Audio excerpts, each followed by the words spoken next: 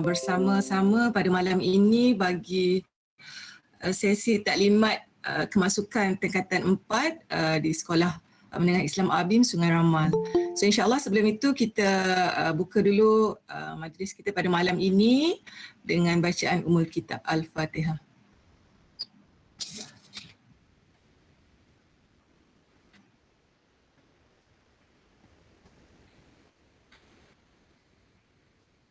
Alhamdulillahirabbil alamin wassalatu wassalamu ala asyrafil anbiya'i wal mursalin wa ala alihi wa sahbihi ajma'in. Alhamdulillah, bersyukur saya pada hadrat Ilahi dapat kita bersama-sama pada malam ini bagi sesi taklimat kemasukan tingkatan 4 ataupun kita kata pembukaan kelas tingkatan 4 untuk sesi 2022 pada tahun hadapan.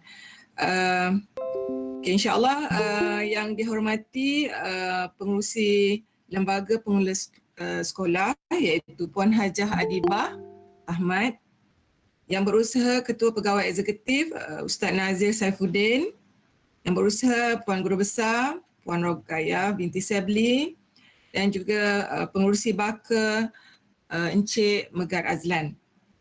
Bersama kita tetamu yang diraikan, para ibu bapa dan juga guru-guru yang dirahmati Allah Subhanahu Wa Taala. InsyaAllah pada malam ini kita akan bersama-sama untuk mendengar dengan lebih jelas perkongsian berkenaan taklimat kemasukan tingkatan 4 untuk sesi 2022 dan pasca tingkatan 5. Sebelum kita pergi dengan lebih lanjut untuk perjalanan majlis kita pada malam ini, saya sukacita dengan ini mengalu-alukan ucapan daripada Ketua Pegawai Eksekutif iaitu Ustaz Nazir Saifuddin bagi memberikan sepatah dua kata ucapan alu-aluan untuk majlis pada malam ini. Dengan segala hormatnya dipersilakan. Assalamualaikum warahmatullahi wabarakatuh. Bismillahirrahmanirrahim. Alhamdulillahirabbil alamin. Wassalatu wassalamu ala asyrafil anbiya'i wal mursalin wa ala alihi washabbihi ajma'in. Rabbi shrah li sadri wa yassir li amri wahlul 'uqdatam min lisani yafqahu qawli. Rabbi zidna 'ilman wa zidna fahman. Amma ba'du. Alhamdulillah, dulu saya ucapkan terima kasih kepada pengurusi majlis, Puan Johaini, Pengetua SMI ABIM, yang saya hormati Puan Adibah binti Ahmad, pengurusi lembaga pengelola sekolah, Puan Johaini, Pengetua, Puan Guru Besar, Puan Rogaya Shibli, barisan-barisan guru takbir, perlukanan dan juga peneras-peneras daripada SMI, guru-guru dan juga ibu bapa yang saya hormati sekalian dan juga anak pelajar-pelajar yang dikasihi sekalian. Jadi alhamdulillah bersyukur kita kepada Allah Subhanahu Wa Taala di mana pada malam ini yang penuh berkat ini, pada malam Jumaat ini kita sama-sama dapat bersua muka walaupun di atas talian, dan kita adakan sedikit taklimat iaitu tentang pembukaan tingkatan 4 bagi sesi 2022. Jadi alhamdulillah seperti mana yang telah pun dimaklumkan bahawa pihak sekolah ingin membuka kembali kelas tingkatan 4 dan juga tingkatan 5 yang telah pun diadakan sebelum ini, tetapi disebabkan oleh beberapa kekangan ataupun beberapa sebab, maka tingkatan 4 dan tingkatan 5 pada masa tersebut terpaksa ditutup.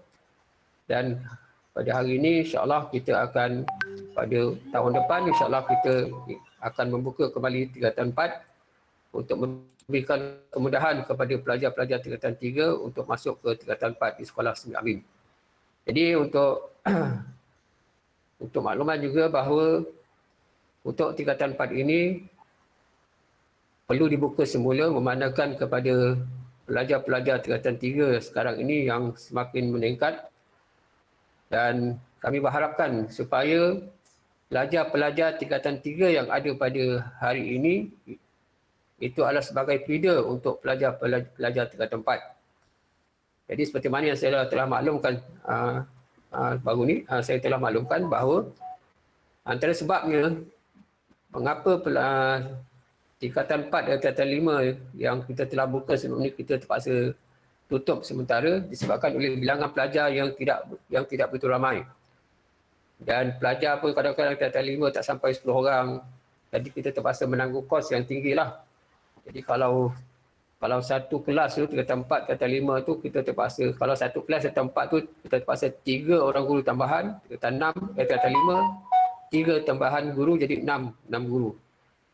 Jadi memandangkan kepada kosnya yang tidak berapa memuaskan dan kita mengharapkan supaya tingkatan 4 tingkatan 5 itu kita perlukan feedernya daripada tingkatan 3 yang ada pada sekarang ini.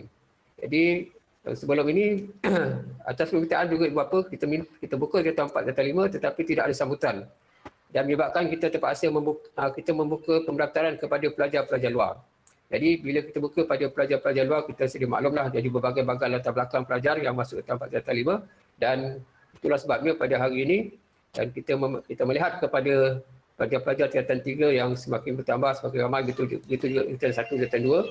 Jadi saya rasa kita perlu membuka kembali untuk tingkatan 4 dan tingkatan 5. Dan kami berharap supaya pelajar-pelajar tingkatan 3 sekarang ini akan menjadi sebagai feeder untuk kita membuka tingkatan 4 dan kami berharap kalau boleh paling kurang pun 20 orang pelajar pada tingkatan yang akan masuk kepada tingkatan 4.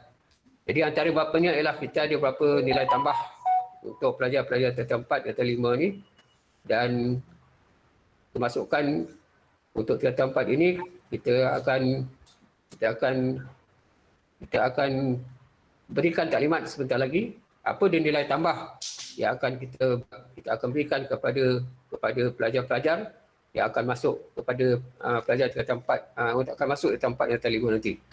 Jadi ini akan diterangkan kepada beberapa ahli-ahli iaitu Ustaz Muhammad Naim Muhammad Noor, Puan Nazirah Syamsuddin, Puan Nur Azlina binti Aziz dan Cik Amirah daripada Turki. Cik Amirah tentang pembelajaran untuk ke Turki. Jadi saya rasa itu saja untuk maklumat pada malam ini dan kami berharap supaya taklimat yang akan adakan pada hari ini dapat memberikan pencerahan kepada ibu bapa dan kami berharap yang teramat sangat supaya pelajar-pelajar tingkatan 3 yang ada pada hari ini insya-Allah dapat menyambung pelajaran pada tingkatan 4 Bismillahirrahmanirrahim Sungai Ramadan. Itu saja ucapan saya pada hari ini. Assalamualaikum warahmatullahi wabarakatuh. Okey, terima kasih kepada Ketua Pegawai Eksekutif Ustaz Nazir Saifuddin atas ucapan alu-aluan yang diberikan tadi berkenaan dengan pembukaan semulalah kita kata kemasukan tingkatan 4. Kerana sebelum ni memang kita telah pun ada tingkatan 4. Jadi sebelum kita pergi seterusnya kepada sesi perkongsian 3 laluan alternatif yang pihak kami iaitu Sekolah Menengah Islam Abdi Sungai Ramal berikan. Saya ingin memperkenalkanlah 3 orang tetamu yang kami jemput khas untuk memberi sedikit pencerahan ataupun perkongsian atas 3 laluan alternatif pasca tingkatan 5. Okay. Yang pertama iaitu Ustaz Muhammad Naim yang akan memberikan sedikit penerangan berkenaan dengan Indonesia. Seperti yang kita nampak di banner tu ada 3 bendera selain daripada bendera Malaysia. Yang kedua iaitu Puan Nazirah Syamsuddin daripada College Darul Hikmah yang akan berkongsi berkenaan dengan sambungan pembelajaran ke Island, dan yang ketiga iaitu Datin Nur Azlina Abdul Aziz yang akan memberikan sedikit perkongsian berkenaan dengan pembelajaran ke Turki. Jadi untuk sesi seterusnya kita akan mendengar penerangan daripada saya mulakan Puan Nazirah binti Syamsuddin. Okey, iaitu Puan Nazirah binti Syamsuddin adalah pegawai adalah pengarah akademik dan jaminan kualiti College Darul Hikmah iaitu yang berada bersebelahan dengan Sekolah Menengah Islam ABIM. Okey, jadi untuk itu saya akan mempersilakan Puan Nazirah Samsudin untuk berkongsi sedikit pasca ataupun kita kata alternatif pasca tingkatan 5 setelah selesai di Sekolah Menengah Islam ABIM untuk meneruskan sesi pembelajaran yang seterusnya melalui KDH dan seterusnya ke Island. So untuk itu saya mempersilakan Puan Nazirah. Okey. Terima kasih. Okey, silakan Puan Nazirah. Okey, terima kasih kepada Puan Johaini. Assalamualaikum warahmatullahi wabarakatuh.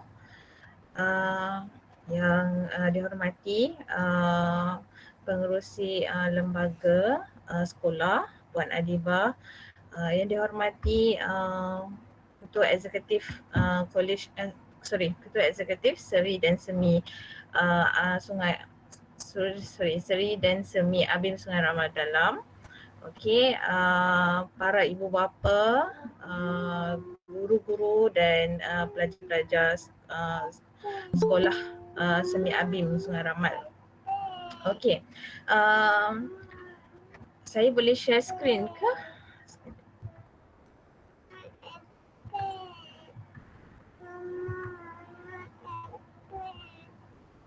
Boleh ya? Boleh share. Okey. Okey. Boleh nampak ke skrin saya? Okey.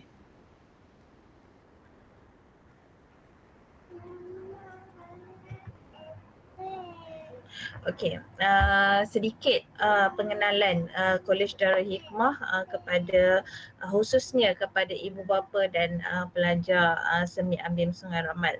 So College Darul Hikmah sebenarnya tidak jauh dan sebenarnya kita berkongsi kita bersama dalam satu kompleks Darul Hikmah. So bersebelahan sahaja dengan Semi ABIM Sungai Ramal.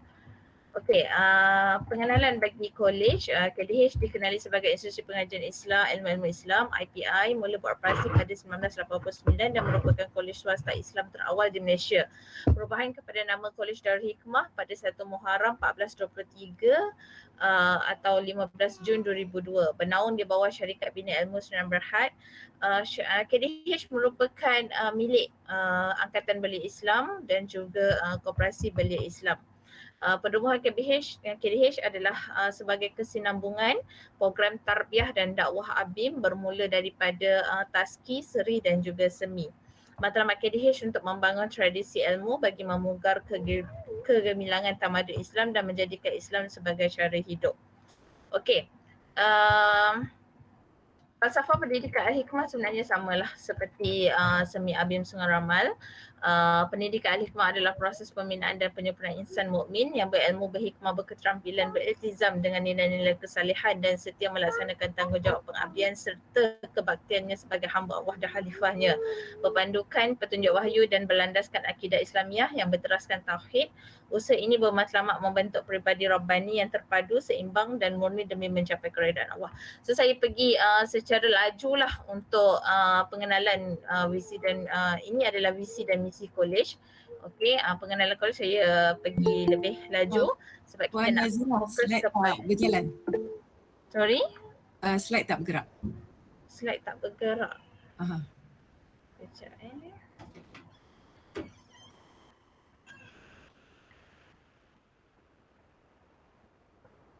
Okey, bergerak. Boleh Okey. Okey. Boleh nampak ke? Bergerak ke slide saya? Okey, dah sampai struktur. Oh, dia tak bergerak tu. Okey, program akademik. Program akademik. Maknanya saya tak boleh buat slide ni, tak apa saya share macam ni lah. So di College Darul Hikmah kita ada 7 program akademik yang mana ketujuh-tujuh program diiktiraf oleh MQA dan kita berdaftar dengan Kementerian Pengajian Tinggi. Baik, diiktiraf oleh MQA ni maksudnya kita boleh apabila pelajar menamatkan pengajian di College Darul Hikmah, pelajar boleh sambung pengajian ke mana sahaja di dalam dan juga luar negara. Ada tu boleh juga transfer kredit seperti program di Island ni lah, nanti saya akan tunjukkan. Okey, kita ada 7 program. Kita ada Diploma Pengajian Syariah, Usuluddin, Psikologi, Kaunseling, Perekonomian, Muamalat dan juga Pendidikan Awal Kanak-kanak. Okey, kemudian ini adalah rangkaian strategik College Darul Hikmah lah.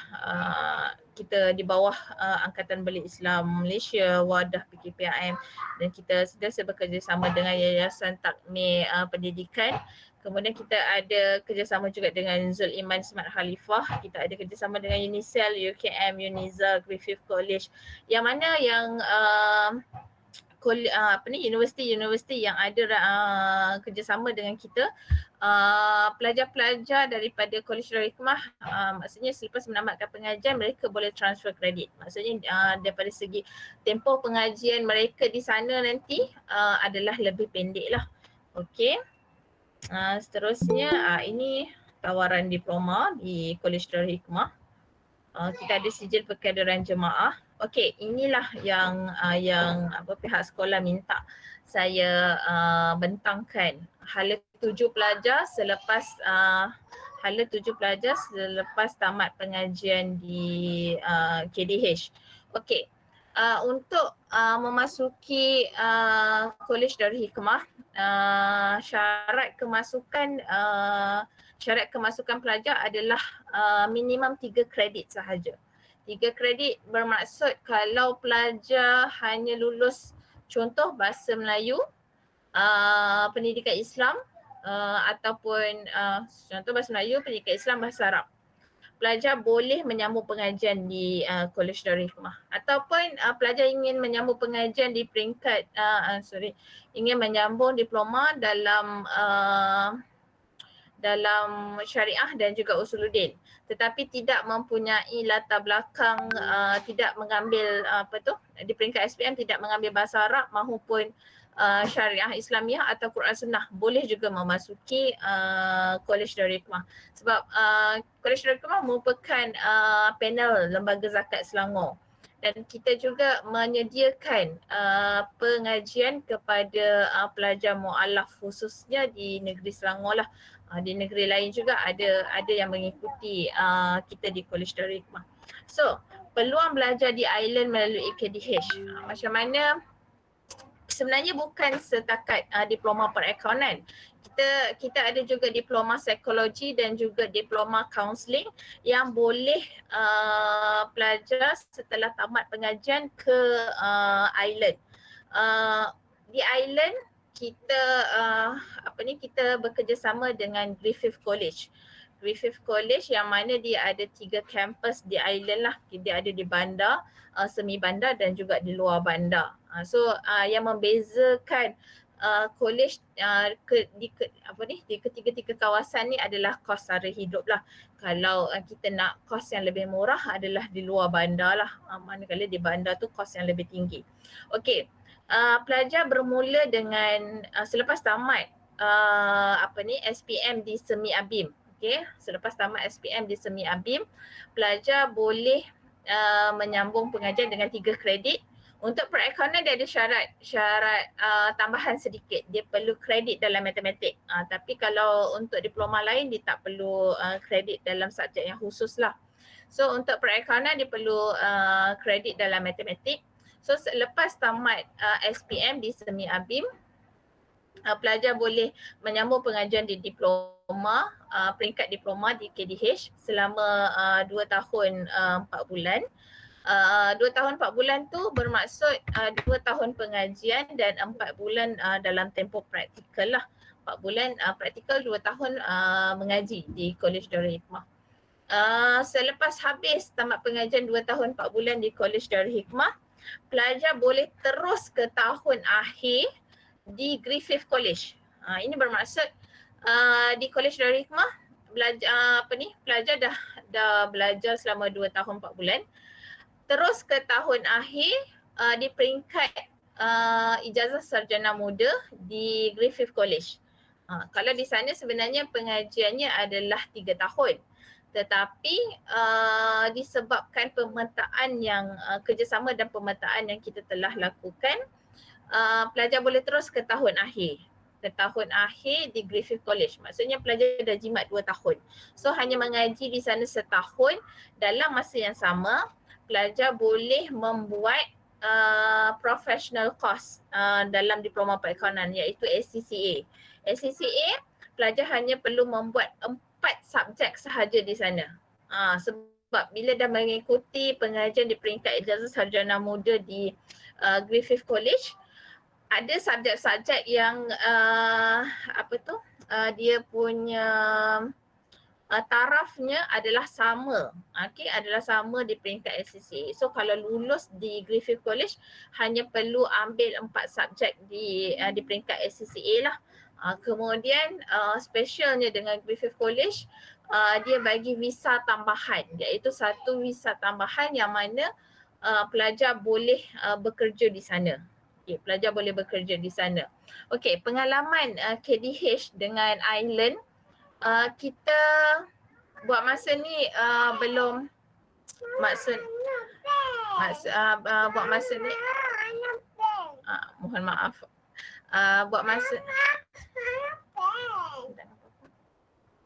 Buat masa ni untuk perakaunan kita belum lagi menghantar pelajar ke Griffith, ke Island. Kita pelajar yang kita dah hantar ke Dublin Island untuk kursus diploma psikologi.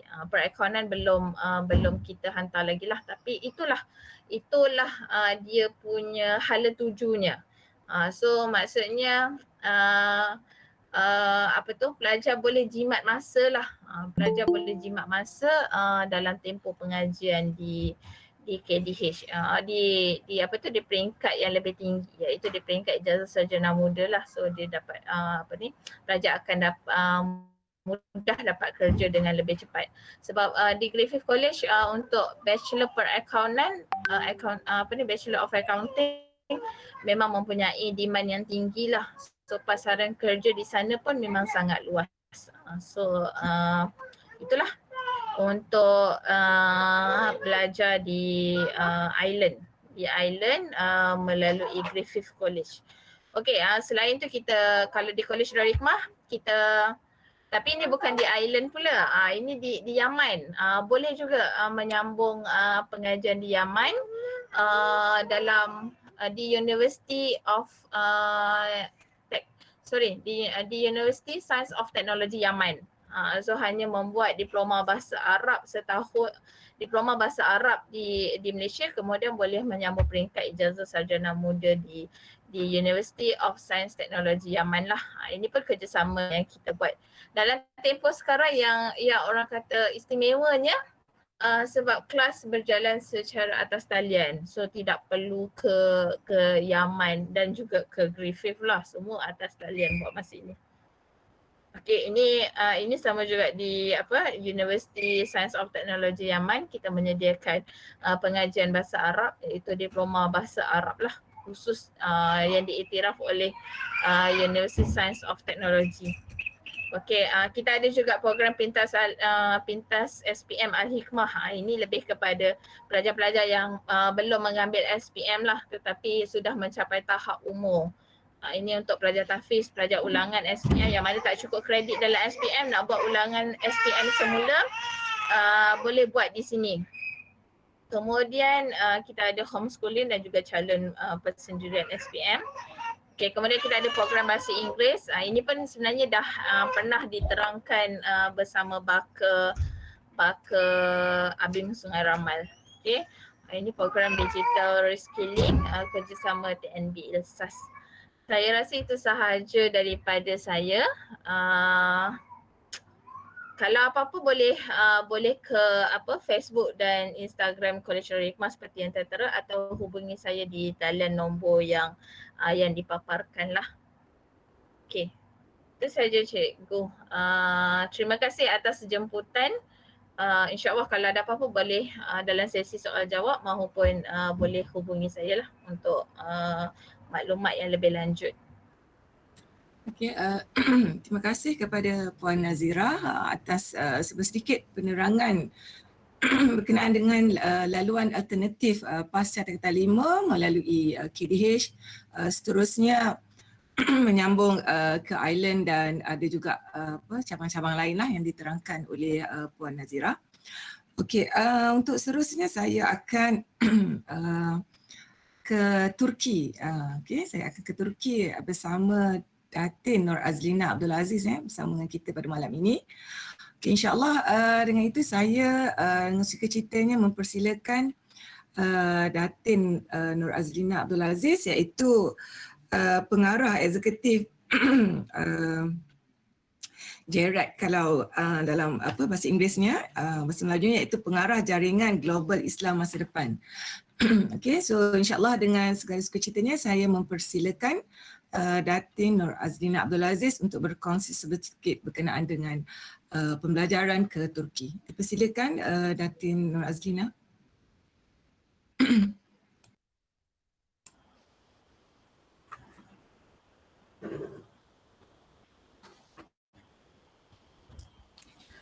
Okey.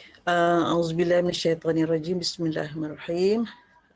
Assalamualaikum warahmatullahi wabarakatuh. Terima kasih Puan Pengetua SMI Sungai Ramal Johaini, Adinda Johaini,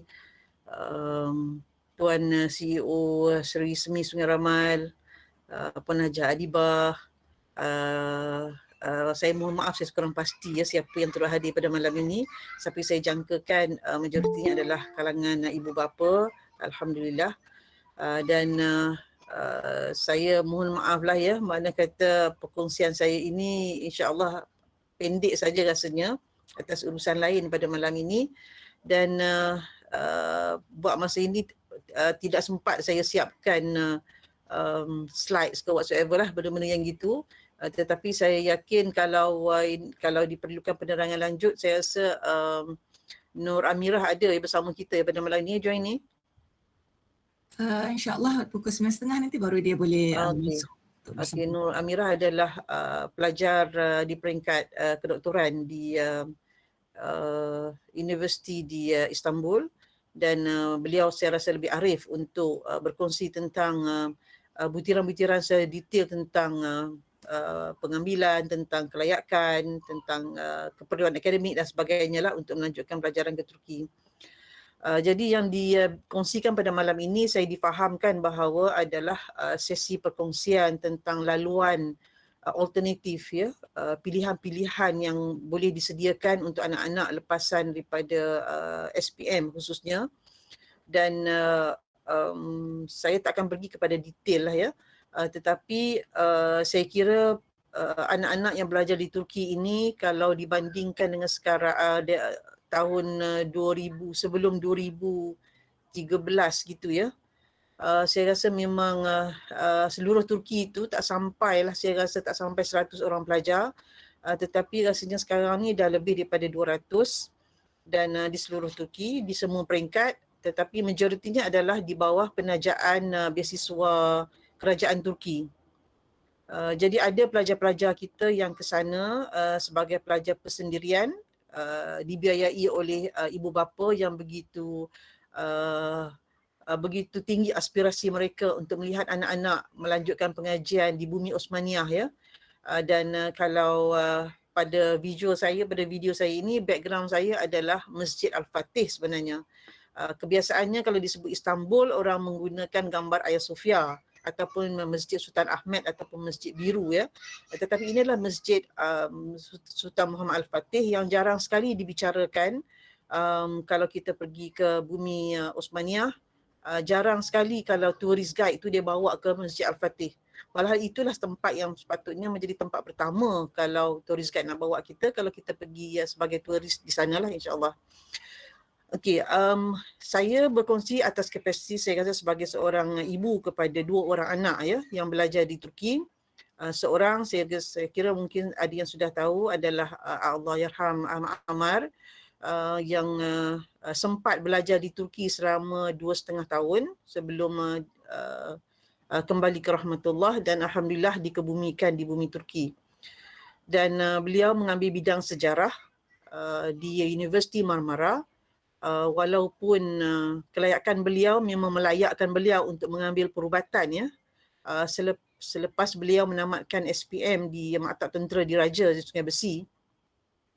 Pada masa itu memang dia sudah disebut untuk ditawarkan beasiswa Kementerian Pertahanan untuk sambung di bidang perubatan pada hari keputusan SPM dikeluarkan. Tetapi pada masa itu memang kami telah sepakat, ya, setelah bersyura dan bersepakat sekali dengan Amar bahawa beliau tidak akan tidak akan menerima tawaran yang sebegitu kerana sudah ditetapkan daripada awal lagi semasa di Form 4 kita dah tetapkan bahawa beliau akan sambung belajar dalam bidang sejarah di bumi Turki. Jadi ada scholarship ke, tak ada scholarship ke, memang kita akan hantar. So memang we were determined masa tu untuk hantar ke bumi Turki kerana kita merasakan anak ini adalah anak yang akan menjadi milik umat. Dan tempat terbaik untuk melahirkan seorang pejuang umat pada pandangan kami pada masa itu adalah di bumi Turki. Kerana di situlah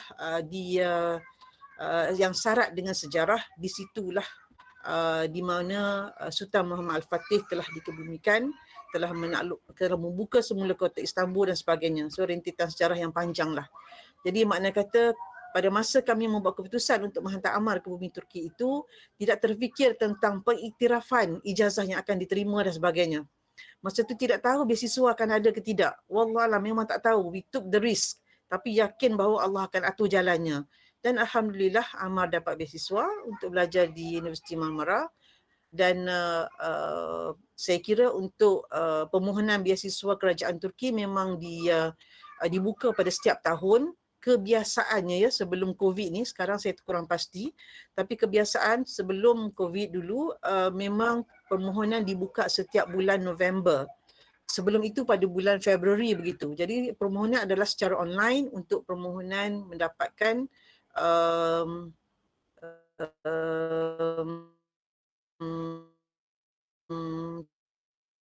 tajaan ataupun beasiswa kerajaan. Makna kata anak kedua saya, Nur Fatihah, baru saja pulang dari Turki. Alhamdulillah telah tamat pengajian selama 5 tahun di sana, bidang sejarah dari Universiti Istanbul. Jadi 5 tahun pengajian dibiayai sepenuhnya oleh kerajaan Turki. Makna kata perbelanjaan bulanan tu kita tak perlu fikirlah, kecuali anak itu boros baru mungkin kita perlu hantar duit belanja. Jadi kalau dapat beasiswa Turki tu makna kata memang tak payah fikir apa-apa dah. Memang insya-Allah dengan beasiswa yang diberikan, penginapan disediakan, maka ibu bapa tidak perlu risau tentang duit poket belanja dan sebagainya lah, insya-Allah. Jadi pengajian di Turki kalau ikutnya selalu ibu bapa mempertikaikan tentang akreditasi, ya. Akreditasi ijazah-ijazah yang diterima di Universiti Turki, sebab bukannya sebab tidak mencapai tahap kualiti yang ditentukan oleh kerajaan Malaysia. That's not an issue. Belum ada akreditasi kerana belum ramai pelajar yang graduate dari universiti di Turki. Maksud kata belum ada usaha yang bersungguh-sungguh untuk mendapatkan akreditasi tersebut daripada kerajaan Malaysia. Jadi saya tak pasti, ya, pada beberapa tahun yang lalu ada 4 universiti yang sudah dapat akreditasi MQA daripada kerajaan Malaysia. Sekarang saya kurang pasti macam manalah itu.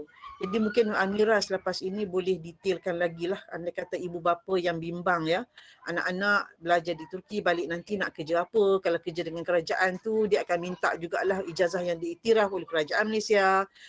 Jadi universiti yang anak-anak kita belajar di Turki tu kebanyakannya belum mendapat pengiktirafan. Tetapi ada anak-anak yang dah pulang ke Malaysia, telah mengikhtiarkan dan mendapat kelulusan daripada NQA, telah diiktiraf ijazah mereka. Jadi makna kata ada sedikit usaha yang perlu dilakukan untuk mendapat pengiktirafan. Jadi pada saya, untuk anak saya tak pernah bimbang tentang isu pengiktirafan. Saya yakin bahawa insya-Allah ilmu yang diperolehi di bumi Turki itu bukan saja bidang yang diambil, tapi apa yang ada bumi yang syarat dengan sejarah itu akan pasti dapat membentuk peribadi seorang anak itu dengan mempunyai pemikiran yang begitu luas, saya kira. Dan balik nanti kerja ke tidak, bagi saya itu bukan satu isu, sebab saya yakin insya-Allah adalah laluannya. Sebab bila mereka pulang, mereka ada kemahiran dalam beberapa bahasa, Jadi kalau yang belajar di Turki sekurang-kurangnya akan ada tambahan bahasa Turki, ada juga bahasa Arab ya yang dapat dikuasai semasa berada di Turki. Jadi makna kata they have an advantage, extra language berbanding dengan yang lain. Jadi bagi saya peluang bekerja tu saya rasa terbuka luas. Mungkinlah untuk bekerja dengan jabatan kerajaan itu mungkin ada halangan sekejap sebelum diberi pengiktirafan ijazah mereka. Dan satu hal yang saya kira sebab kalau untuk mendapat beasiswa kerajaan Turki dan mendaftar di universiti di sana tidak mencukupi dengan SPM sebenarnya. Jadi anak-anak yang ada keputusan SPM ni, ada sijil SPM, perlu menyambung sekurang-kurangnya 1 tahun lagi persekolahan. Jadi untuk masuk mendaftar ke universiti di Turki rata-ratanya memerlukan 12 tahun persekolahan di Malaysia. Jadi makna kata sama ada selepas SPM dia mengambil STP selama setahun, kemudian ataupun dia mengambil apa-apa jurusan, apa-apa kursus foundation dan sebagainya, diploma untuk tempoh 1 tahun. Maksudnya mencukupkan 12 tahun pengajian sudah memadai untuk mereka mendaftar di universiti di Turki. So 12 tahun sangat, memang itu adalah satu qualification yang diperlukan lah. Jadi memang saya nasihatkan yang mana yang ada anak yang nak sambung belajar ke Turki itu, ibu bapa memang excited dia bila dapat SPM, dia nak mohon terus beasiswa tu, tapi malang sekali lah belum dapat. Tetapi selepas SPM, semasa dia dah mula kursus matrikulasi ataupun tingkatan 6 ataupun diploma, immediately beliau boleh memohon scholarship walaupun belum tamat foundation, belum tamat asasi dan sebagainya. Maknanya dia dah mula, at least ada satu keputusan peperiksaan 1 semester sudah cukup melayakkan dia untuk memohon beasiswa, sebab by the time dia akan masuk ke Universiti Turki, dia sudah tamat kursus foundation tersebut selama 1 tahun. Jadi kalau diploma dia 3 tahun, tapi dia cuma perlu tamatkan 1 tahun sahaja untuk melayakkan dia mendaftar di Universiti Turki. So the details tu saya rasa mungkin tak perlu nak dibincangkan di sini sangatlah, tapi maksud kata dengan SPM sahaja tidak boleh mendaftar di universiti di Turki untuk program ijazah. Untuk program lain tu mungkin, tapi ijazah tidak boleh, memerlukan tahun yang ke-12 persekolahan. Jadi kalau kata anak-anak di SMI Sungai Ramal, lepas SPM mungkin boleh masuk ke KDH, kalau nak ke Turki lah, mungkin masuk ke KDH untuk kursus diploma ataupun sijil selama setahun, kemudian melayakkan mereka untuk sambung belajar di Turki dan memohon beasiswa. Ya, mohon beasiswa. Jadi beasiswa itu saya kira saya sebutkan tadi tu, makna kata kalau dah ditawarkan beasiswa, mak ayah tu tak perlu risau dah. Kalau anak yang jenis memang jimat belanja, memang mencukupi beasiswa yang ditawarkan, duit poket bulanan, dom disediakan, makanan disediakan di dom dan sebagainya lah. Jadi boleh survive lah, insya-Allah boleh survive di sana. Jadi saya kurang pasti, mungkin itu sajalah kot yang nak saya kongsikan. Tapi saya sangat menggalak-galakkan lah ya, kerana kata ada ibu ayah yang mungkin sanggup ambil risiko anak memasuki universiti dengan program ijazah yang belum mendapat pengiktirafan. Saya ucapkan tahniah kerana anda bersedia untuk mengambil cabaran ini, tapi saya yakin ilmu yang diperolehi di sana melangkaui apa yang telah diperolehi dari on paper itself ya. Maksudnya ijazah tu sekadar sesuatu sekeping kertas yang mengesahkan secara official dia telah menamatkan pengajian di universiti, tetapi kehidupan di sana, suasana di sana dan sebagainya yang tak akan dapat di mana-mana saya kira. Bumi Turki bumi yang syarat dengan sejarah, dan sejarah bukan saja dari segi ketenteraan tetapi juga dari segi engineering, science aspect and so on. Jadi di waktu zaman Sultan Abdul Hamid II ya, saya sangat untuk pengetahuan, saya adalah seorang pengikut tegar ya, kisah ataupun siri TV Sultan Abdul Hamid II, di mana pada masa zaman pemerintahan baginda lah, di mana ada all kinds of development in terms of economy development, in terms of technology, kejuruteraan, perkembangan kejuruteraan dan sebagainya. Dan Turki memang hebat dengan kejuruteraan ya. dan boleh mengalahkan negara-negara Eropah terutamanya. Jadi kalau anak-anak nak belajar engineering, memang Turki adalah tempat yang sangat baik. But saya rasa ada beberapa universiti di Turki engineering yang sudah diiktiraf oleh kerajaan Malaysia, oleh SISEMAK itu, dan memang di antara universiti yang terbaik di seluruh dunia sebenarnya. Jadi boleh masuk sains, boleh masuk bidang sains sosial dan sebagainya lah. Tak ada masalah. Ya. Okay, saya kira mungkin itu je lah kot. Kalau ada persoalan yang boleh saya jawab ataupun boleh Amirah tolong sambungkan, saya rasa Amirah lebih detail ya. Jadi itu saja dulu ya. Okay, Wallahualam. Assalamualaikum warahmatullahi wabarakatuh. Okey, terima kasih Datin Nur Azrina atas perkongsian yang sangat baik berkenaan dengan pembelajaran ke Turki pasca Tingkatan 5. Okey, insyaAllah saya mungkin boleh minta kepada adik kita Nur Amirah untuk berkongsi sedikit di Turki. Beliau telah pun ada bersama dengan kita. Beliau sebenarnya berada di Turki sekarang ni online bersama dengan kita. Ada Nur Amirah? Ya, saya. Assalamualaikum. Okey, Assalamualaikum warahmatullahi. Okey, so saya persilakanlah untuk menambah sedikit perkongsian berkenaan dengan Turki. Silakan Amirah. Okay, Bismillahirrahmanirrahim. Assalamualaikum. Selamat malam bagi yang di Malaysia. Kami di sini petang lagi, baru pukul 4.30 petang. Saya rasa saya tak ada banyak sangat nak tambah. Mungkin sedikit lah kerana sebab banyaknya tadi Aunty Ina ataupun Datin Ina dah cover. Tadi dalam chat box saya ada nampak beberapa persoalan, tapi buat masa ni bagi saya perkenalkan diri saya dulu. Saya seperti yang dinyatakan Kak Ju tadi, nama saya Nur Amirah. Saya adalah pelajar tahun ketiga PhD dalam bidang sejarah di Ibn Khaldun University, Istanbul, Turki. Dan kalau ikutkan tahun ni masuk tahun ke-7 saya berada di Turki. Kerana apa? Selepas sahaja saya habis degree di UIA dalam bidang sejarah dan ketambadunan, saya terus ke Turki di bawah beasiswa kerajaan Turki, YTB atau kita panggil YTB, untuk sambung master saya. Dan selepas saya habis master dan saya terus sambung jugalah PhD, Alhamdulillah. Masih lagi dapat scholarship tapi kali ini daripada universiti. So, okay. Ya, saya. Ada sesi Q&A, so nanti untuk yang ni kita penerangan dulu and then baru kita ada Q&A selepas ini. Okay. Alright, okay. Mungkin saya nak, apa yang saya boleh tambah kat sini adalah satu-satunya adalah berkenaan dengan beasiswa. Kalau tentang beasiswa di Turki, subhanallah, Masya Allah, Turki beasiswa dia sangat banyak. Kita kena rajin je untuk semak. Sebab semua sekarang ni, apa-apa sahaja pun base untuk beasiswa, permohonan beasiswa adalah di atas talian. Dan salah satu beasiswa utama yang tadi Aunty Ina pun dah sebut adalah beasiswa kerajaan Turki ataupun kami panggil YTB. So YTB ni yang paling main lah, kiranya kerajaan Turki akan bagi setiap tahun dan selalunya pemilihan terhadap pelajar daripada Malaysia yang akan dapat dalam 30 kota setiap tahun untuk kiranya untuk degree, master dan juga PhD. Tahun ni juga sama. Dan satu lagi beasiswa yang sentiasa kiranya boleh kita apply dan juga ambil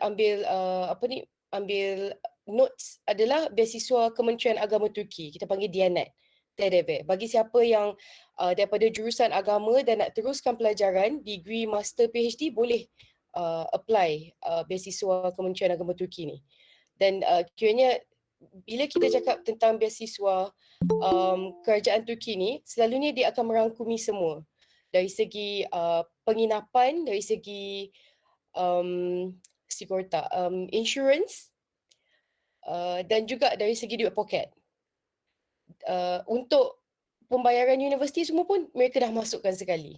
So kiranya kalau ikutkan semua cukup lah. Kalau kata siapa yang duduk dormitory ataupun duduk asrama, akan juga disediakan makan pagi dan makan malam. Kalau makan tengah hari pula di universiti. Selalunya di universiti mereka dah sediakan harga ceiling untuk semua. Cikgu pun bayar harga yang sama, kurang lebih dalam 5 tele sekarang ni. Kalau convert duit kita RM2.50 untuk one full prep meal. Maksudnya memang lengkap lah makanan tu.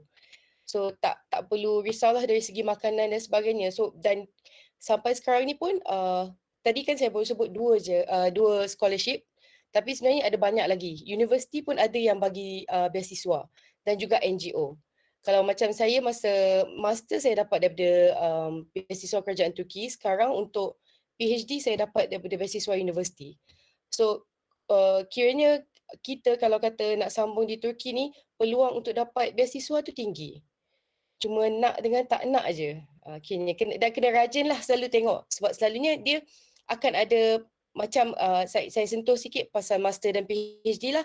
Kalau kata sarjana dan juga PhD ni, kalau kata kemasukan tu selalunya sepanjang tahun ada. Ada universiti yang sepanjang tahun, ada yang hanya di awal tahun saja.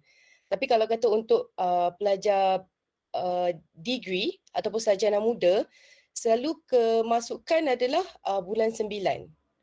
Dan wajib untuk pelajar belajar setahun bahasa Turki dulu, baru akan bermula kepada kelas-kelas. Dan itu sebabnya kalau tengok total pembelajaran adalah sebanyak 5 tahun. So tahun pertama adalah pembelajaran bahasa Turki dan 4 tahun lagi adalah pengajian seperti biasalah pengajian courses tu lah kiranya. Dan walaupun kita tengok banyak scholarship yang ditawarkan, dalam masa yang sama kalau kata universiti awam khususnya di Turki ni, yuran pendidikan ataupun yuran semester universiti tersebut adalah murah. Ini adalah salah satu lagi perkara lah kalau kata ada yang mahu menghantar anak-anak ke sini kan. Mungkin tadi pun Aunty Ina dah cakap ataupun ada juga perkongsian tentang mungkin akan ada juga cara untuk hantar belajar ke sini kan. Pembelajaran di universiti tu satu semester tu agak minimal lah kiranya, masih lagi rendah daripada universiti di Malaysia. Dan again semua sama. Walaupun despite universiti tu universiti yang paling tinggi kiranya dari segi kelas dia di Turki ataupun yang biasa, sama je pembayaran. Dan dalam masa yang sama juga kalau lihat Turki sekarang ni menjadi sebuah negara yang sangat memberi titik kepentingan kepada pendidikan. Dan satu yang saya nampak adalah mereka telah banyak beri fokus kepada social science dan dalam masa yang sama mereka tidak melupakan subjek sains. So kita boleh nampak ada satu apa orang kata tu timbang tara dari pengajian. Dia tak ada macam dia lebihkan STEM saja atau sains dan teknologi, tapi social science pun mereka masih juga ambil berat, terutama sekali subjek sejarah, subjek agama. Itu adalah antara subjek-subjek yang masih ada high on demand di Turki. Berkaitan dengan pengiktirafan MQA, from time to time masad dengan pihak kedutaan Malaysia di Turki serta konsulat. Sekarang ni alhamdulillah kalau kita tengok tahun lepas Malaysia baru saja buka konsulat di Istanbul. Lebih mudah urusannya sekarang ni untuk kalau kata ada apa-apa berkaitan dengan urusan-urusan diplomatik ataupun embassy di Istanbul. Sebab sebelum ni kalau tak kena travel ke Ankara saja. So bila dah ada ada konsulat ni lebih saya boleh nampak konsulat jeneral kita pun dia sangat aktif untuk dapatkan pengiktirafan ni. Dan pengiktirafan MQA ni adalah dia macam mana? Again macam Aunty Ina kata, kalau kata ada yang di antara para ibu bapa yang don't mind about the qualification or pengiktirafan, you should go. Sebab saya sendiri dah duduk 7 tahun kat sini. I believe that pembelajaran dan pengajian di sini is beyond the accreditation. Sebab kita belajar kat sini bukan hanya kita mendapat ilmu pengajian secara formal di universiti, tetapi kehidupan kita berada di Turki itu sendiri. Sebab kita tengok macam mana orang Turki seperti yang kita lihatlah di social media, bagaimana baiknya mereka, bagaimana peramahnya mereka, dan kita di mana-mana saja kita pergi, kita tak risau nak pergi solat ke, nak pergi makan ke, tiada kesukaran. Dan orang dia sangat welcoming, yang so far lah saya nampak. Dan seperkara lagi yang saya rasa sangat tertarik adalah banyak academician atau para-para ahli pakar-pakar pengajian terutamanya sains sosial telah mula berkumpul di Turki. So kalau kata kita nak belajar direct daripada guru-guru yang memang pakar dalam bidang-bidang ini, mereka berada di Turki. Dan memang banyaklah majlis ilmu yang kita boleh hadiri kat sini, banyak yang, dan kebanyakannya adalah percuma. So not only yang apa yang saya boleh tekankan kat sini adalah bukan sahaja pengajian di dalam bilik darjah itu penting, di luar bilik darjah juga banyak benda yang boleh para pelajar explore. Dan bukan hanya dari segi ilmiah, nak volunteer pun boleh. Volunteerism, kesukarelawan kat sini pun mudah untuk kita sertai. So nampak the balance is there. So dan bukan sahaja orang kata pergi Turki ni just untuk berjalan-jalan sebab cantik, tidak, tapi it's beyond. Maksudnya dari segi pengisian ilmu. Dan bagi saya sendiri yang belajar sejarah, akses kepada bahan-bahan sejarah itu banyak. Dan belajar sejarah Uthmaniyah di tempat berlakunya sejarah itu adalah satu perkara yang lebih utamalah yang saya boleh cakapkan. Dan saya rasa itu sahaja perkongsian dari saya. Mungkin kalau ada soalan-soalan, saya boleh cuba jawab bersama Aunty Ina, insyaAllah. Okey, terima kasih Nur Amirah atas perkongsian dan juga update berkenaan dengan pembelajaran di Turki dan sangat menarik. Okay, InsyaAllah kita akan kepada sesi perkongsian yang terakhir, iaitu ke Indonesia. Kita akan pergi pula ke Indonesia. Okay, InsyaAllah bersama kita adalah Ustaz Muhammad Naim yang akan berkongsi berkenaan dengan pasca Tingkatan 5 ke Indonesia. Okay, untuk itu dengan seketiknya saya mempersilakan Ustaz Muhammad Naim. Persilakan, ahlan. Bismillahirrahmanirrahim. Alhamdulillahirrabbilalamin wassalatu wassalamu ala rasulil karim wa ala alihi wa sahbihi ajma'in. Terima kasih Puan Johani, Kak Dip, Datin Ina dan seluruh guru-guru dan ibu bapa yang menyertai program ini. Untuk makluman ke Indonesia, sebelum ini saya dah pernah mengadakan beberapa MOU.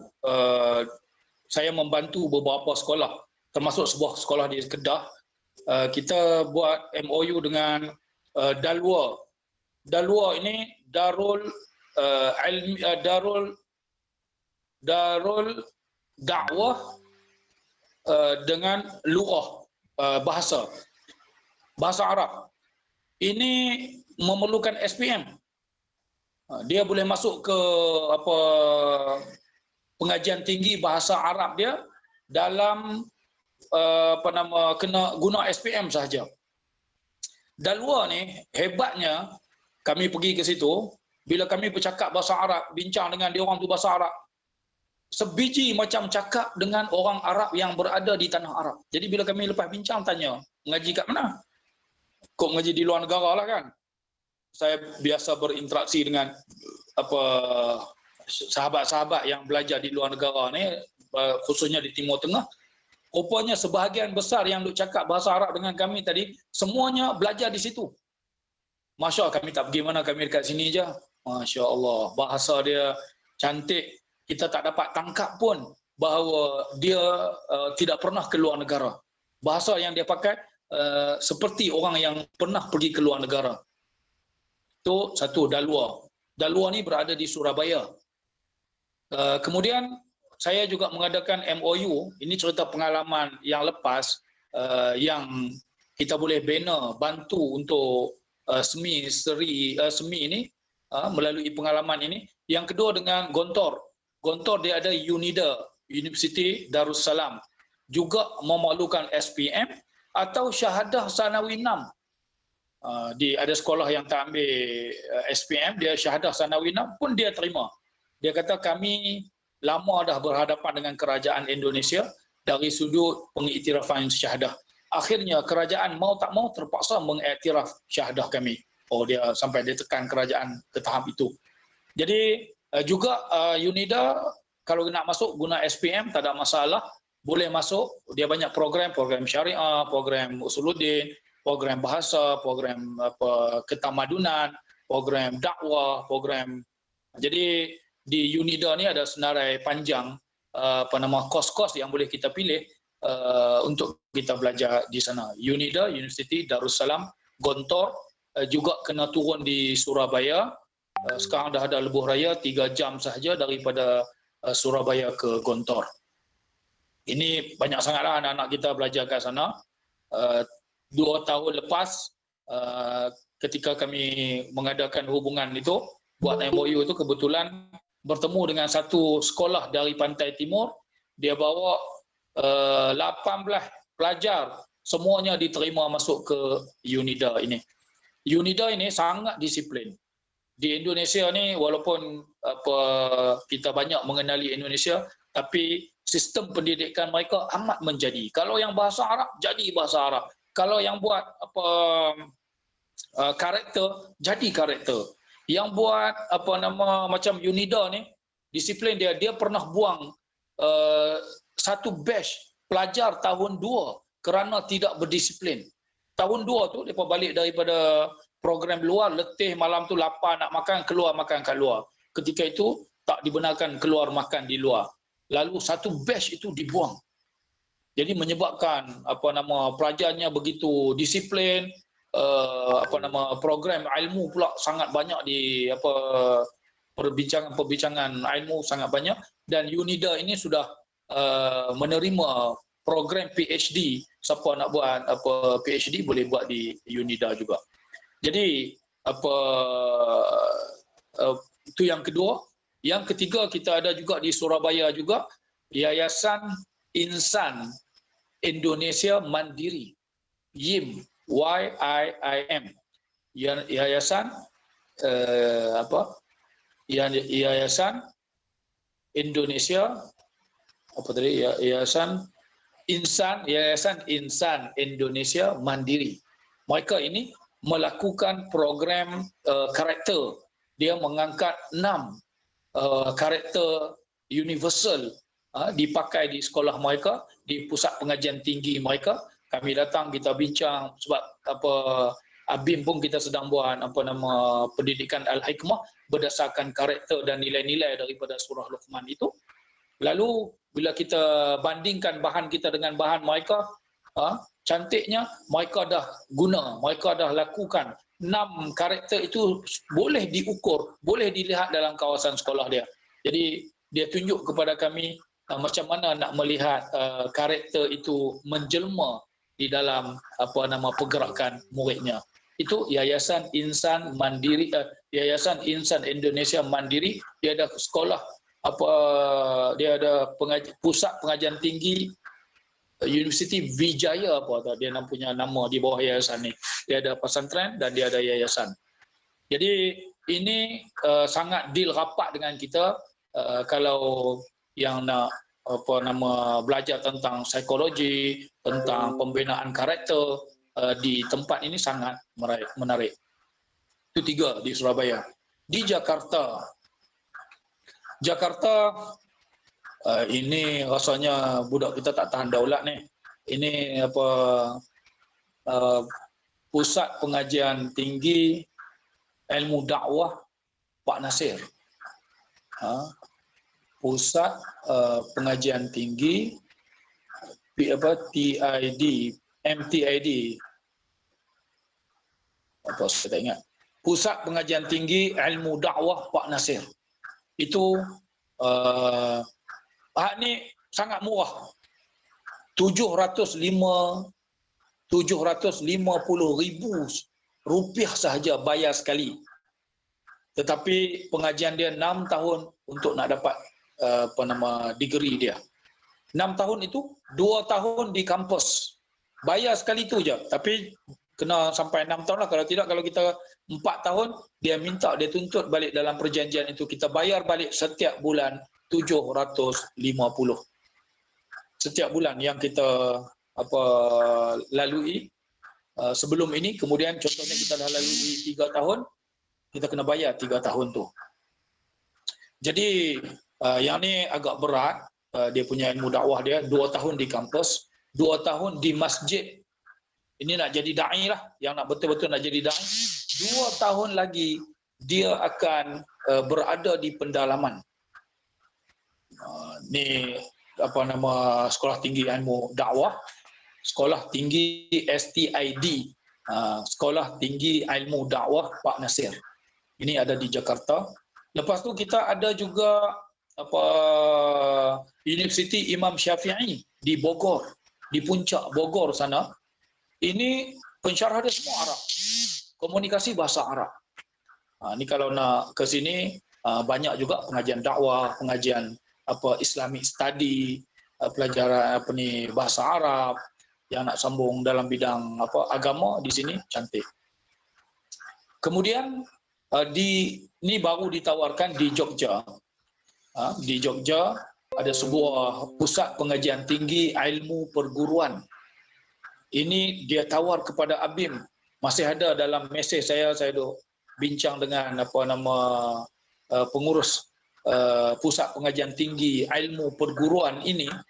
Dia tawarkan untuk student ABIM 10 orang yang pertama kami tanggung. Kami tanggung, dia kata. Kami biaya sepenuhnya. Masya Allah. Masih deal dengan dia, tetapi saya memang berhasrat untuk ziarah ke sana. Tetapi sebab COVID ini tak sempat ziarah. Ini untuk ilmu perguruan. Dan Indonesia ni selain tempat belajar yang masih banyak di Aceh, kalau UIN tu, Universiti Islam Negeri, ini boleh sangatlah kita deal untuk memasukkan mereka ke sana.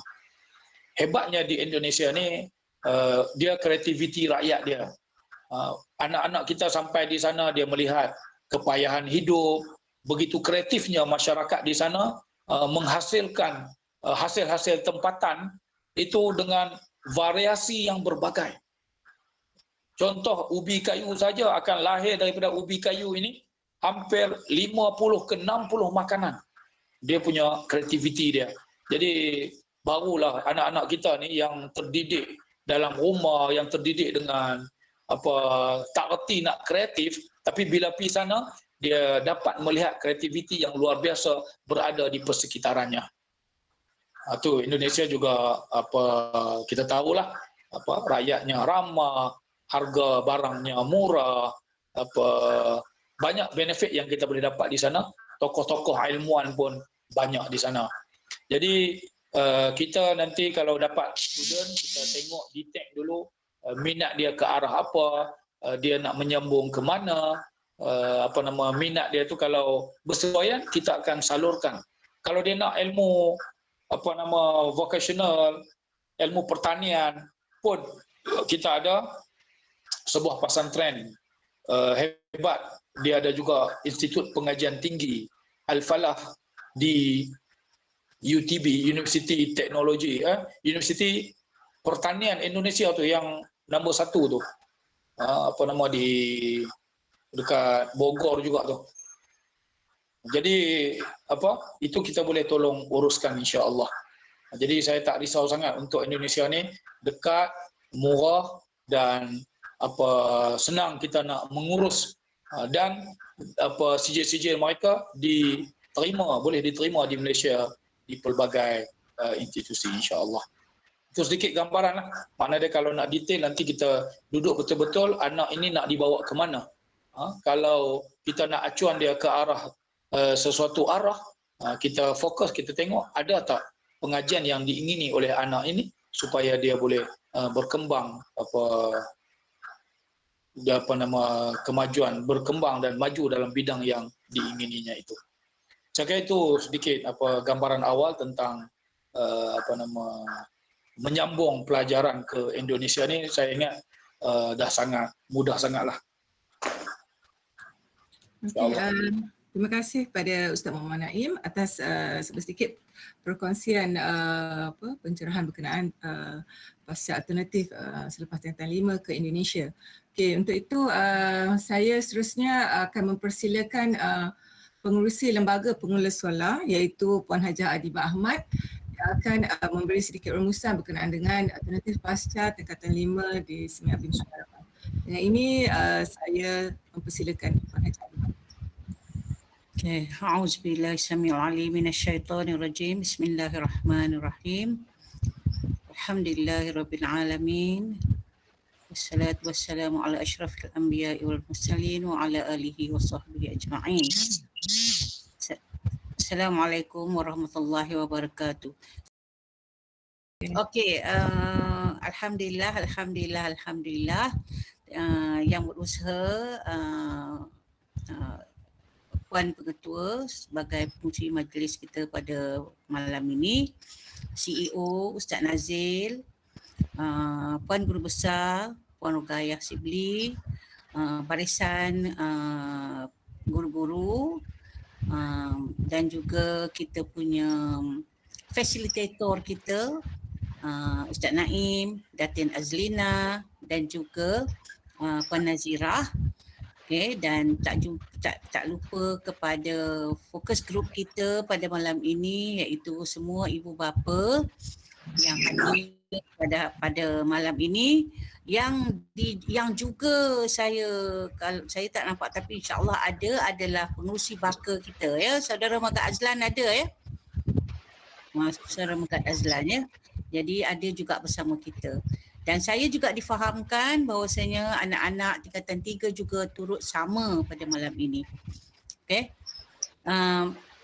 Alhamdulillah, pada malam ini kita telah pun menjayakan, ya, sesi taklimat ini, kemasukan ke tingkatan 4. Sebenarnya saya nak mengatakan di sini bahawasanya apa yang kita cuba lakukan ini adalah merupakan satu eksperimen yang bersasar. Eksperimen kita ini adalah mempunyai sasaran. Eksperimen kita ini adalah dengan nilai tambah. Walaupun saya tahu bahawasanya apa yang telah dinyatakan oleh Tuan CEO di awal perjumpaan taklimat kita tadi, iaitu apabila kita punya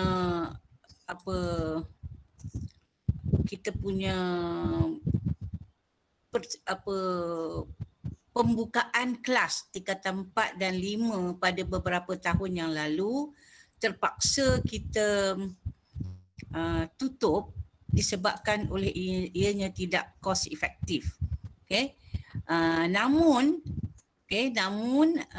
saya percaya kali ini kita melaksanakan program ini dengan penuh teliti, dengan merancang ataupun dengan mengatur laluan pasca SPM. Okay. Jadi kita telah menyediakan laluan melalui tingkatan 4 dan tingkatan 5 di Semi Abim Sungai Ramal dengan menyertai projection, ya, atau unjuran ke mana anak-anak ini akan pergi selepas SPM. Kebiasaannya, saya adalah seorang pesara guru dan saya pernah mengajar di sekolah berasrama penuh.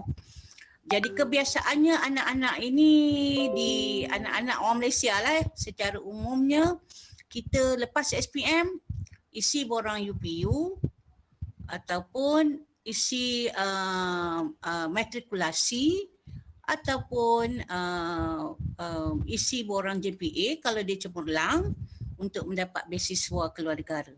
Okay? Jadi itu adalah kebiasaan. Itu adalah laluan biasa. Itu adalah laluan apa yang kita panggil sebagai laluan tradisi. Anak saya ada 6 orang, 6 orang menggunakan laluan berkenaan. Okey. Jadi 5, seorang je tidak. Ya, seorang anak saya telah menggunakan laluan berisiko bersama-sama dengan arwah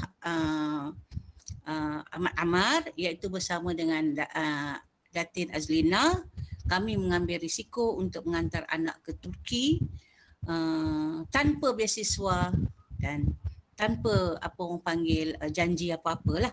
Tapi alhamdulillah lah anak saya dah balik ke Malaysia ya. Tadi Amirah pun dah cerita. Jadi sekarang ni saya nak mengajak semua ibu bapa cuba berfikir dengan bersama-sama kami untuk berfikir dengan berbeza sekali ya. Jadi pengalaman peribadi saya sebagai ibu, sampai saya katalah kalau saya ada anak lagi saya nak cuba laluan ni. Seronok dengar cerita Ustaz Naim untuk anak belajar di Indonesia.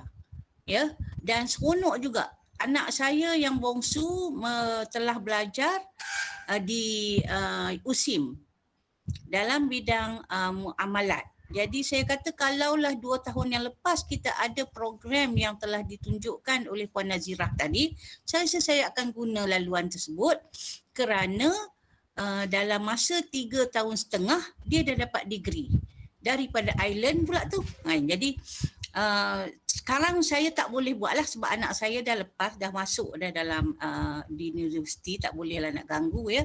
Jadi saya nak menyeru kepada semua ibu bapa, jangan fikirkan pasal pengiktirafan tu dulu kerana pengiktirafan tu itu adalah subjektif pada saya ya. Dan jangan juga fikirkan dari segi keuangan. Kalau menurut kata Amirah tadi atau menurut kata Datin Azlina atau Ustaz Naim tadi, dari segi keuangan tu dia ada macam-macam cara yang insya-Allah kalau kita yakin rezeki kita ada, insya-Allah kita boleh dapat. Dan di pihak sekolah pula saya nak menyatakan bahawasanya kami ni orang panggil memugar laluan untuk anak-anak tuan-tuan dan perempuan untuk melihat di hujung jalan atau di hujung lebuh raya tu ada sesuatu yang berbeza, bukan UPU, bukan matrikulasi, bukan apa orang panggil IKM atau sebagainya. Kita cuba menunjukkan bahawasanya dengan sesuatu yang ada kepada murid semi ABIM ni, dia ada satu kelebihan, iaitu dia ada subjek diniah. Subjek diniah ni tak ada dalam sekolah biasa. Tak ada dalam sekolah biasa ya. Jadi subjek diniah ini boleh menjadikan dia berbeza. Okey, dia boleh menjadikan dia berbeza. Kalau pengalaman saya, anak saya yang bongsu ini belajar di sekolah menengah ABIM sehingga tingkatan 3 lah sebab tak ada tingkatan 4. Jadi bila dia masuk ke sekolah harian, sekolah menengah kebangsaan, maka untuk mengekalkan subjek diniah tu, itu pun bahasa Arab sahaja, saya terpaksa masukkan dia dalam kelas KAA.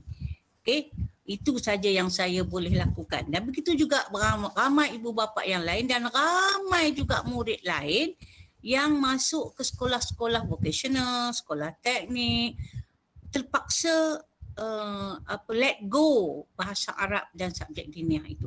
Jadi kita nak hold subjek diniah itu supaya kita dapat menjadikan anak-anak kita ini da'i yang berilmu. Dia boleh jadi accountant tetapi dia juga adalah seorang da'i. Dia boleh jadi seorang ahli sejarah tapi dia juga adalah seorang da'i. Dia boleh jadi seorang orang panggil da'i yang sebenar, da'i yang berilmu, da'i yang berketerampilan macam Ustaz Naim kata tadi.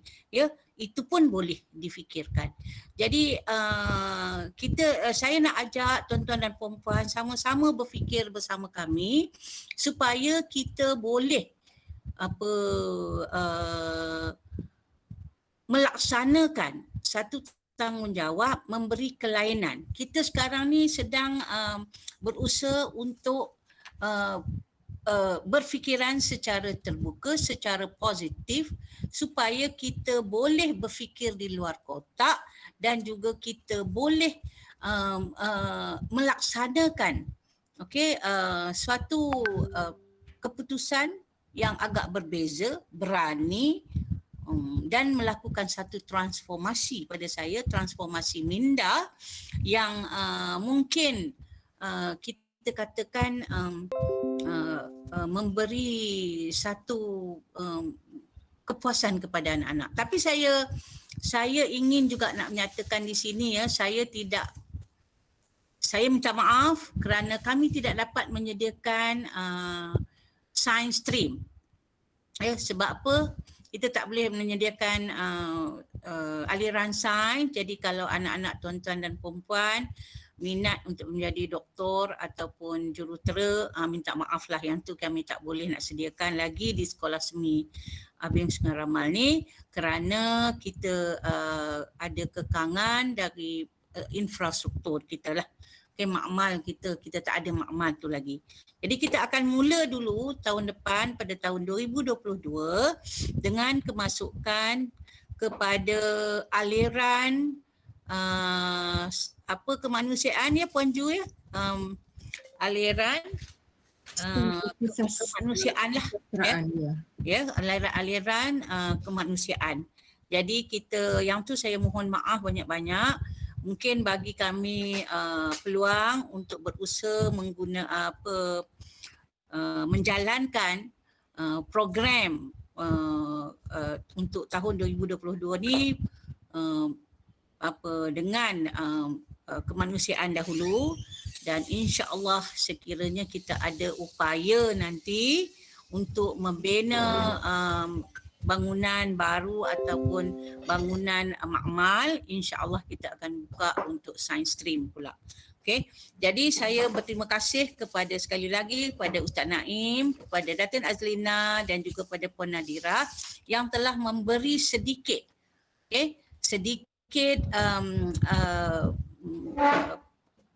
apa orang panggil laluan tu, telah menyuluh. Okey. Laluan itu, laluan ke Indonesia, ke Ireland dan juga ke Turki. Kita dah suluh. InsyaAllah kita akan sama-sama nanti bersama-sama ibu bapa dan pelajar untuk terus menjadikan cita-cita ataupun harapan ini sebagai satu realiti. Okay? Jadi saya harap sangatlah tuan-tuan dan perempuan dapat bersama kami. Sebab kita buka kepada murid Semi Sungai Ramal dulu.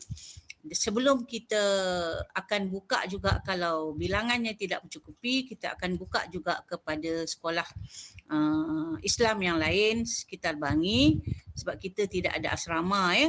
Jadi dengan harapan mudah-mudahan kali ini eksperimen kami ini menjadi, dan sebenarnya dia merupakan satu amanah yang mana saya mengambilnya sebagai satu amanah yang besar bagi merealisasikan misi kami untuk melahirkan insan khair ummah ataupun melalui pendidikan Al-Hikmah itu kita nak melahirkan insan-insan yang bukan saja cemerlang, bukan saja profesional, tetapi mempunyai nilai-nilai berilmu dan juga boleh beramal. Itu yang saya harapkan, dan terima kasih kepada tim sekolah menengah yang diketuai oleh Puan Johaini iaitu pengetua, dan juga yang telah dibantu oleh Tuan CEO dan juga Puan Guru Besar, serta semua guru-guru yang telah sama-sama berganding bau untuk menjadikan eksperimen kami ataupun eksperimen kita kali ini menjadi. Dan insya-Allah saya nak selagi insya-Allah lah, kalau saya terus menjadi pengerusi ini, saya akan berusaha agar eksperimen ini ataupun kita punya anak-anak kita akan tidak terabai, akan beroleh. Saya pun sebenarnya sangat teruja. Saya sendiri sangat mengharapkan program atau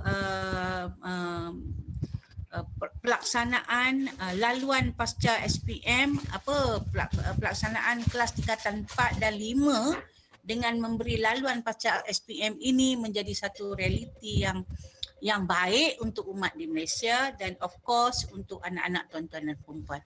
Jadi dengan itu saya serahkan kembali kepada pengetua Puan Johaini. Sekian, wabillahi taufiq. Assalamualaikum warahmatullahi wabarakatuh. Assalamualaikum warahmatullahi wabarakatuh. Terima kasih Puan Haji Arifah, itu pengurusi Lembaga Pengelola Sekolah atas rumusan berkenaan dengan pasca tingkatan 5. Okay, untuk itu seterusnya saya buka kepada sesi soal jawab kepada para ibu bapa sekiranya ada pertanyaan dan sebagainya lah. Tadi kalau saya lihat di bahagian chatting tadi ada juga beberapa soalan yang ada juga telah pun dijawab ya. Okay, so saya bukalah kepada para ibu bapa sekiranya ada pertanyaan yang ingin ditanya hasil daripada perkongsian. Okey, di sini Tuan Syamsuddin. Okey, boleh unmute dan bertanyakan soalan? Tuan Syamsuddin, silakan. Bertanya soalan ke apa Tuan Syamsuddin? Angkat tangan.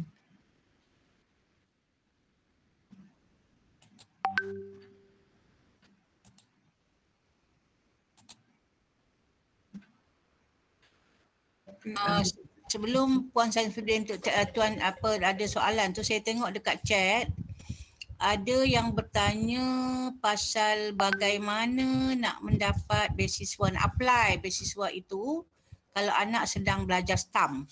Okey, seperti mana kata Datin Azlina tadi, dia memang ada online. Kena selalu buka kedutaan ataupun website Turki Education dan insya-Allah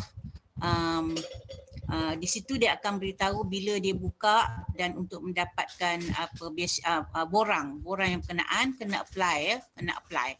Memang kena apply online sahaja. Itu yang saya tahulah. Tapi kalau nak dapat information lebih tepat, mungkin Amirah boleh bagi tahu. Amirah ada lagi? Ya, saya ada lagi. Betul kan? Betul. Sebab semua application atau permohonan memang atas talian. Tak ada yang perlu berada di sini ataupun pergi ke kampus terus untuk apply, tidak. Semua memang atas talian. Dan selalunya untuk kalau kata nak kemasukan tahunan akan bermula bulan 9, selalunya dia dah buka bulan 5 atau bulan 6. Itu waktunya. Kalau kata beasiswa Turki, dia akan buka dalam bulan 3. Macam tu, bulan 3 ke bulan 4. Yang ILSAS tu tu apa ya? Mungkin Nadirah boleh terang sikit macam mana boleh belajar ILSAS tu, ada dekat chat. Okey, untuk ILSAS ni dia sebenarnya kerjasama kita dengan TNB. ILSAS adalah pusat latihan atau institut latihan di bawah Tenaga Nasional Berhad. Pusat TNB lah, pusat latihan TNB yang mana kita menawarkan lebih kepada, kita ada kerjasama yang mana ada TNB berikan kita kursus-kursus jangka pendek dan kita menawarkan kepada ILSAS juga kursus-kursus jangka pendek. So kita ada kerjasama yang kita lakukan bersama lah. Selain daripada tu kita menggunakan sistem pembelajaran, learning management system di bawah ILSAS juga. Itu antara kerjasama dengan ILSAS lah.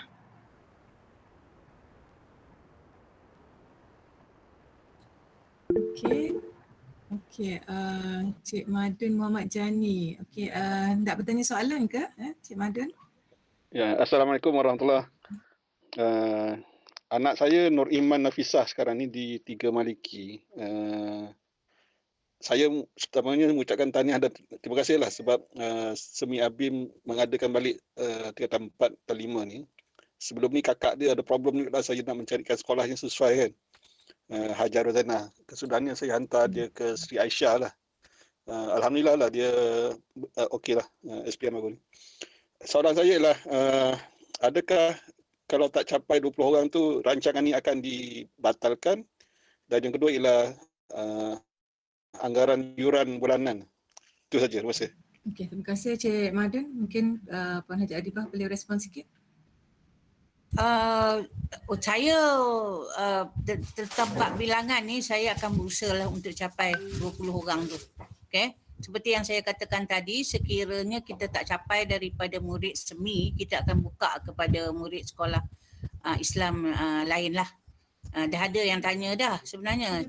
Yang dah ada dah. Kita bagi prioriti pada budak kita dululah.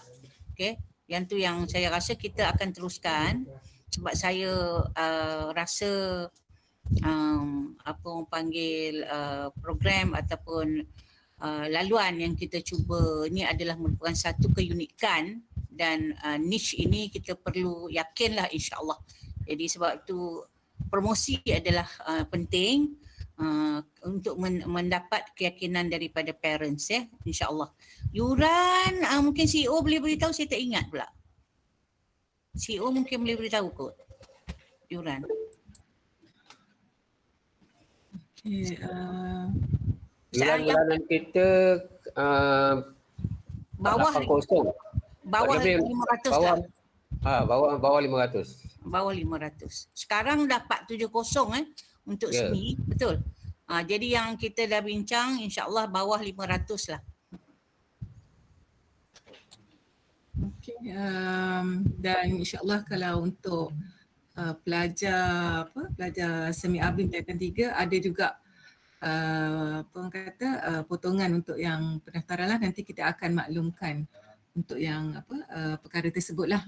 InsyaAllah ada keistimewaannya juga dibandingkan dengan pelajar yang daripada luar semi abim Sungai Ramal lah. Itu untuk makluman ibu bapa lah. Okey, sekiranya ada persoalan lain yang ingin diutarakan. Cuma daripada segi berkenaan dengan package yang tadi Puan Adibah ada nyatakan juga kalau kita maklum untuk yang terkini memang hanya ada 2 package saja yang kementerian sediakan, iaitu package STEM dan juga package kemanusiaan dan sastra ikhtisas. Cuma kita memang masih lagi ada kekangan di peringkat package STEM, iaitu sains tulen. Jadi sekarang ni yang ada hanya satu aliran sajalah, iaitu kemanusiaan sastra ikhtisas elektif dini yang mana tadi telah dinyatakan oleh Puan Haji Adibah lah. Dan mungkin saya boleh nyatakan sedikit subjeknya, iaitu bahasa Melayu, bahasa Inggeris, matematik, sains sejarah. So itu adalah subjek teras. Manakala kalau subjek elektif iaitu LAM, Lughatul Arabiyyah Mu'asirah, Usuluddin Syariah, dan 2 elektif iaitu prinsip perakaunan dan juga ekonomi. Manakala pendidikan jasmani dan kesihatan itu adalah wajib tapi bukan subjek peperiksaan lah. So itu sedikit berkenaan package yang kami sediakan lah, seperti yang dipaparkan di dalam slide tu yang berada pada poster. Okey, so itu sedikit. Mungkin kalau ada soalan-soalan lain yang ingin bertanya sebelum kita mengakhiri sesi soal jawab dan juga sesi taklimat pembukaan untuk tingkatan 4. So saya persilakan sekiranya ada.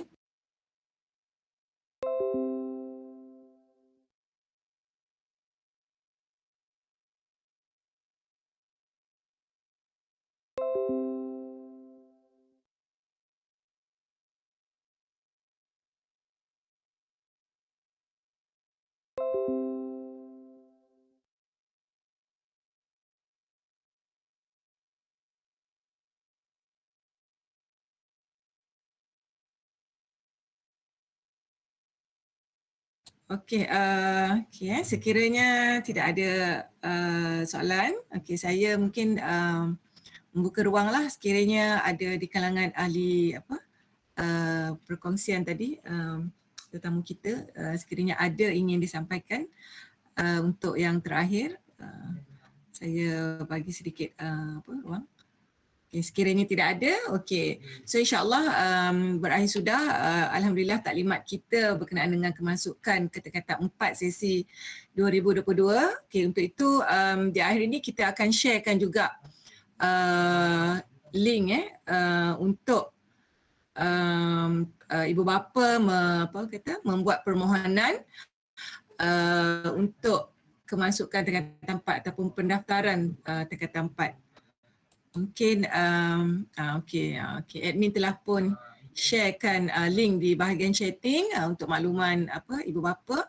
dan kami juga akan sharekan berkenaan dengan info pendaftaran kemasukan tingkatan 4 di dalam grup-grup aliran kelas-kelas nantilah, insyaAllah. So untuk itu bagi mengakhiri sesi malam ini, saya bersyukurlah alhamdulillah kerana telah dapat melaksanakan majlis ataupun taklimat kemasukan bagi memudahkan pencerahan di pihak ibu bapa. Dan saya mengucapkan terima kasih kepada ibu bapa yang memberi sokongan untuk bersama-sama pada malam ini. Begitu juga dengan tetamu yang membuat perkongsian ke tiga-tiga negara yang merupakan pasca alternatif tingkatan 5. Juga sokongan daripada guru-guru semi ABIM yang sangat memberikan komitmen yang tinggi bagi menjayakan kemasukan tingkatan 4 ini. So insya-Allah dengan penuh pengharapan dan juga kita bermohon kepada Allah Subhanahu Wa Taala, semoga perancangan ini dapat dilaksanakan dengan sebaiknya dengan sokongan dan dukungan daripada ibu bapa semua. Insya-Allah kita akhiri majlis kita pada malam ini dengan bacaan tasbih kafarah dan surah Wal-As. Terima kasih semua. Terima kasih. Bismillahirrahmanirrahim. Asyhadu an la ilaha illa anta astaghfiruka wa atubu ilaik. Terima kasih kepada